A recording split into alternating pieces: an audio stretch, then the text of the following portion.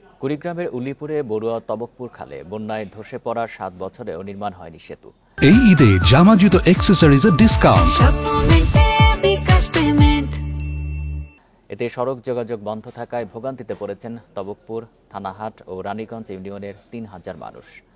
স্থানীয়রা জানায় ২০১৮ সালে বন্যায় পানির তোড়ে ধসে পড়ে সেতুটি। এরপর থেকে সড়ক যোগাযোগ বন্ধ। শুকনো মৌসুমে হেঁটে পার হওয়া গেলেও বর্ষায় ঝুঁকি নিয়ে নৌকায় পারাপার করতে হচ্ছে স্থানীয়দের। দীর্ঘ ৭ বছর ধরে নতুন সেতুর দাবি জানিয়ে আসলেও কোনো সমাধান হয়নি। এদিকে উপজেলা প্রকৌশলী জানিয়েছেন, ব্রিজটি পুনর্নির্মাণে একটি প্রস্তাবনা ঊর্ধ্বতন কর্তৃপক্ষের কাছে পাঠানো হয়েছে।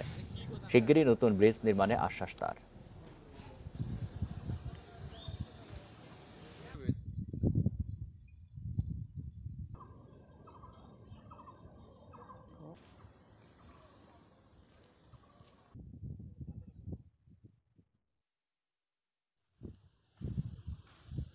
কালো হচ্ছে কিরকম একটা